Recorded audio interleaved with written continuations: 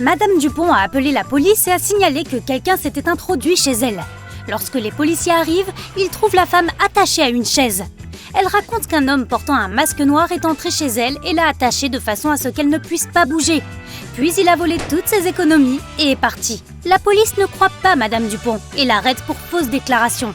Pourquoi ?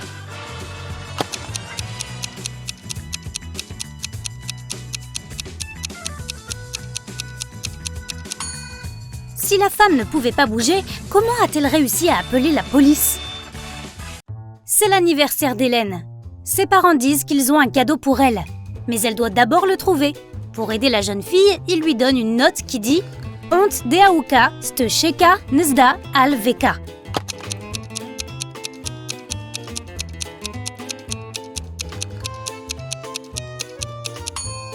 Où la fille doit-elle chercher son cadeau ? On a d'abord l'impression que la note n'a aucun sens, mais c'est seulement parce que les deux moitiés de chaque mot sont interverties. Si Hélène les replace dans le bon ordre, elle obtiendra des instructions assez simples. Ton cadeau est caché dans la cave. Sidonie dit à sa mère qu'elle et son équipe de gymnastique vont à un camp sportif pour le week-end. Madame Dubois connaît bien sa fille et se doute que ce n'est qu'un prétexte. Sidonie va sans doute plutôt passer le week-end avec son petit ami. Malgré tout, la mère aide Sidonie à faire ses bagages et la laisse partir. Quand la fille revient, elle est en colère contre sa mère parce qu'elle aurait prétendument oublié de lui préparer une brosse à dents. C'est alors que Madame Dubois réalise qu'elle avait raison et que Sidonie n'est pas allée au camp sportif. Comment l'a-t-elle compris ?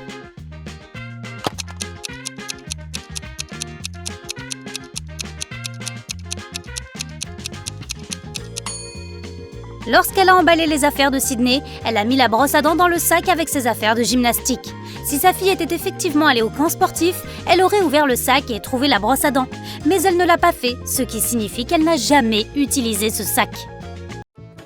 Regarde ces personnes qui font leurs courses. L'une d'entre elles a volé une pastèque. Peux-tu dire qui est le voleur ?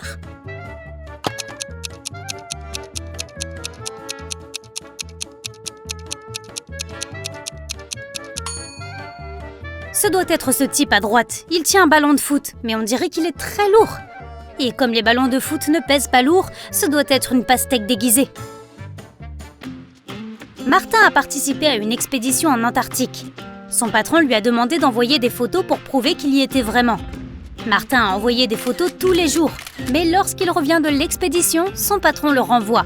Regarde de plus près les photos et essaie de comprendre ce qui n'a pas plu à son patron.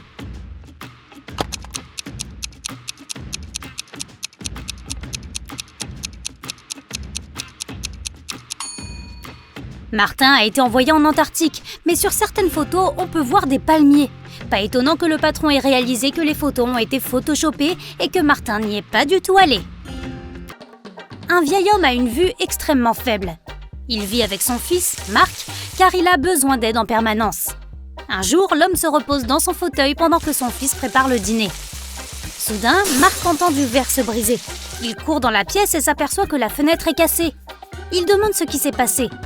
Son père lui dit qu'un type aux yeux noirs et aux cheveux noirs a jeté une pierre dans la fenêtre et l'a brisée. Puis il s'est enfui. Mais Marc ne croit pas son père. Pourquoi ?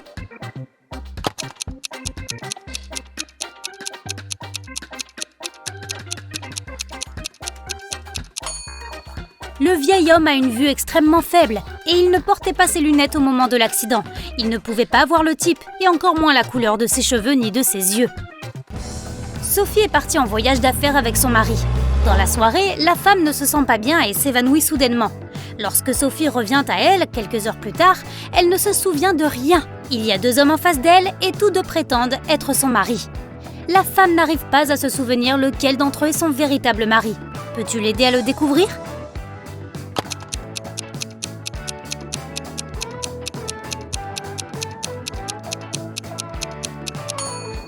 Les époux étaient allés à une réunion d'affaires. C'est pourquoi ils sont tous deux habillés en conséquence. Le type en sweat à capuche n'a pas l'air bien formel. Donc son mari doit être l'autre, l'homme qui porte un costume. Maintenant, cette autre femme, Suzanne, ne se souvient pas non plus de qui est son mari. Peux-tu l'aider ?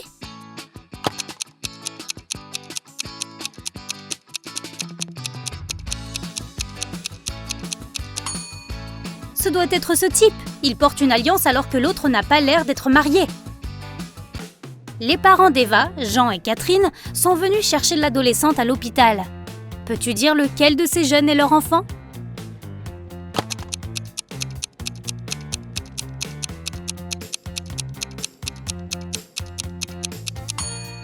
C'est cette fille. Jean et Catherine sont les parents d'Eva.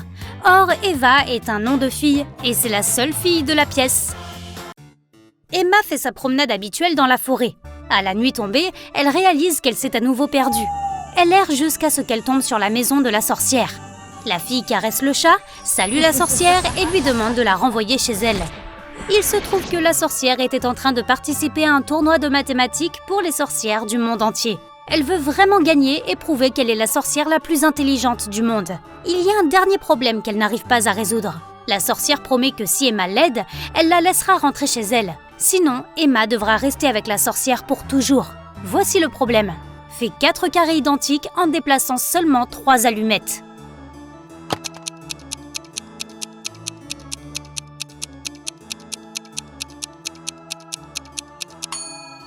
Il suffit de déplacer ces 3 allumettes. Cela fonctionne et Estelle peut rentrer chez elle.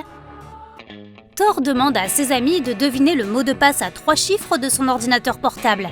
Chacun d'entre eux émet une supposition. Les nombres qu'ils ont choisis sont 357, 902, 907, 954. Même si personne n'a deviné juste, chaque ami a deviné un chiffre correctement et exactement à sa place. Peux-tu trouver le code de Thor ?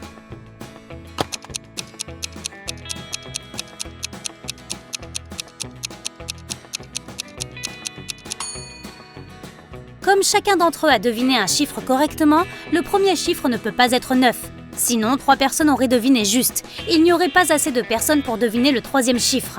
La seule autre option pour le premier chiffre est 3, ce qui signifie que le 2e chiffre ne peut pas être 5 et que le 3e ne peut pas être 7. Puisque le 2e chiffre ne peut pas être 5, alors c'est 0. 2 personnes l'ont deviné correctement. Et le 3e chiffre est 4. Si c'était 2, cela voudrait dire que quelqu'un a deviné 2 chiffres correctement, 0 et 2. Or, ce n'est pas possible, donc le code de Thor est 304. Les élèves ont été divisés en 2 équipes pour effectuer une tâche. Luc, Marc et Maude sont dans l'équipe jaune. Elsa, Emma et David sont dans l'équipe violette. En suivant la même logique, à quel groupe appartient Julie ?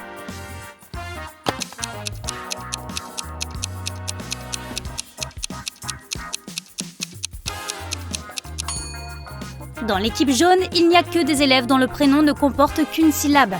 Dans l'équipe violette, le nom des élèves est composé de 2 syllabes. Le prénom Julie a 2 syllabes, donc elle appartient à l'équipe violette. Anthony s'est retrouvé piégé dans le grenier d'une vieille maison. Il n'y a que 3 façons de sortir, et toutes sont dangereuses. Derrière la première porte, le toit et le sol sont faits de loupes, et le soleil brûlera tous ceux qui entreront. Derrière la deuxième porte, il y a une pièce remplie de gaz toxiques. Et la troisième porte cache un lion affamé. Comment Anthony peut-il s'échapper ?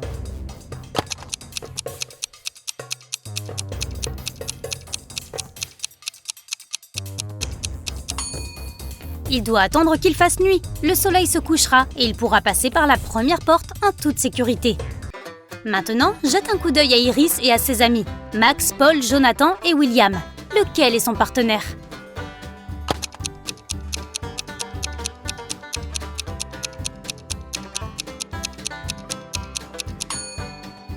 Ce doit être Jonathan, ils ont des tatouages assortis. Par une nuit pluvieuse, Daniel passe en voiture devant un arrêt de bus. 3 personnes s'y trouvent. Une dame âgée qui ne se sent pas très bien, un médecin qui a sauvé de nombreuses vies, et Selena, une fille qui intéresse Daniel depuis des années. Malheureusement, il n'y a de la place que pour un seul passager dans la voiture. Que doit faire Daniel ?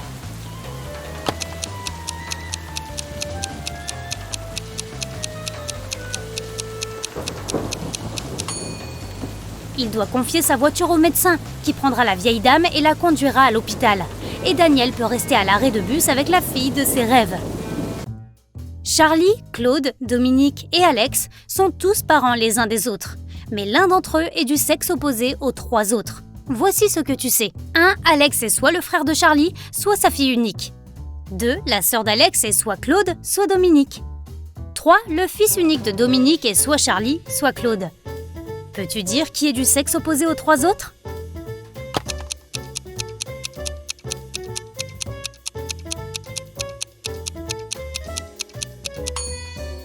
Si Alex est la fille unique de Charlie, alors Alex ne peut pas avoir de sœur.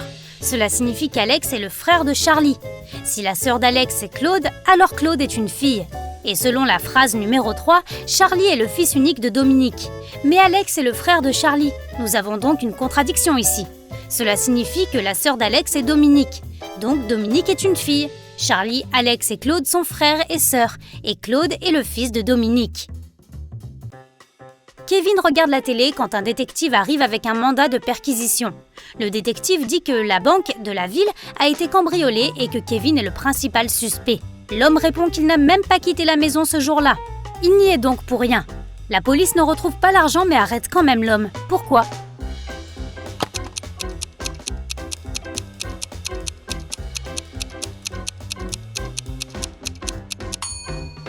Kevin a dit qu'il n'avait pas quitté la maison.